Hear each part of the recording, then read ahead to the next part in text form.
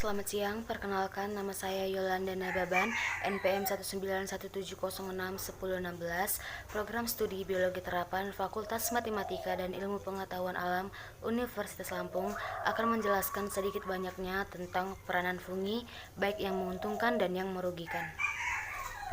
Nah, sebelumnya kamu pasti pernah menemukan jamur, baik di pekarangan rumah maupun di tempat lain. Jamur seperti tumbuhan namun tidak memiliki akar, batang maupun daun, sehingga jamur dimasukkan ke dalam kingdom fungi.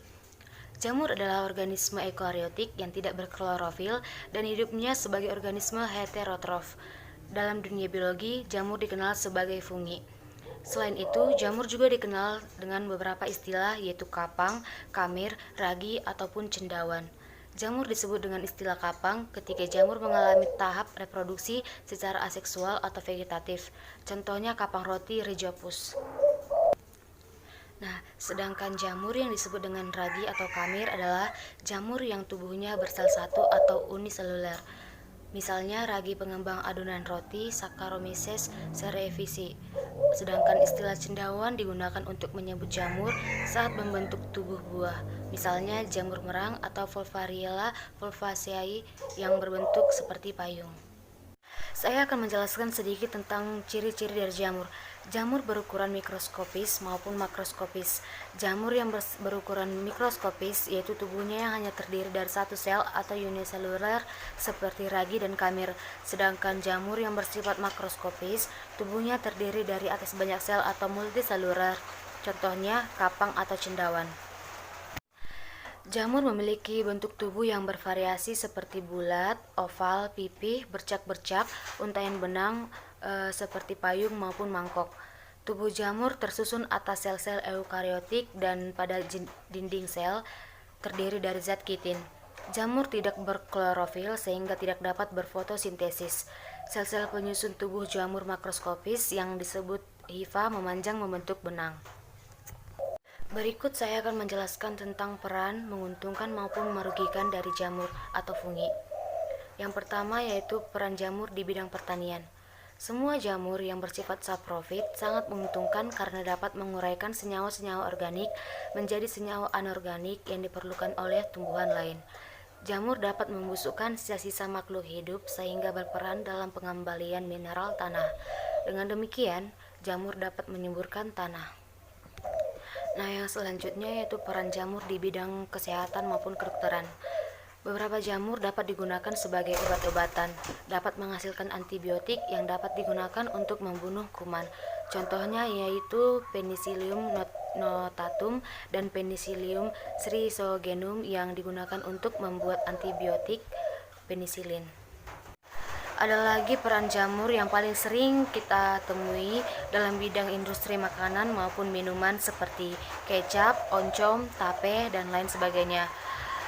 Jamur yang berperan dalam pembuatan kecap adalah Aspergillus wenti sebagai salah satu penyedap makanan yang diolah dengan proses fermentasi. Selanjutnya, jamur yang berperan dalam proses pembuatan tempe adalah Rhizopus oryzae, Rhizopus oligosporus, dan Rhizopus stoloniferus.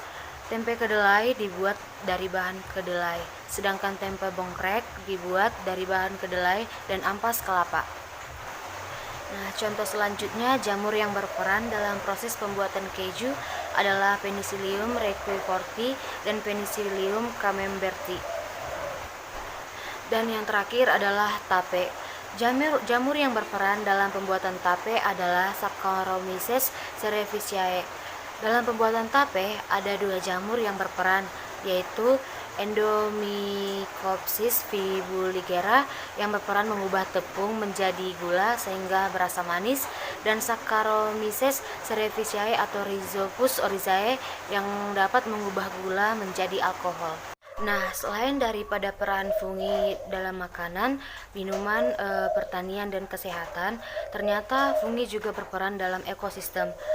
Secara ekologis, perannya sangat penting bagi keberlanjutan ekosistem di bumi karena jamur dapat menjaga keseimbangan dan kelestarian ekosistem. Selain itu, jamur saprofit dapat menguraikan tumbuhan atau hewan yang mati, serta sisa-sisa atau kotoran organisme. Berikut saya paparkan beberapa peran fungi dalam ekosistem.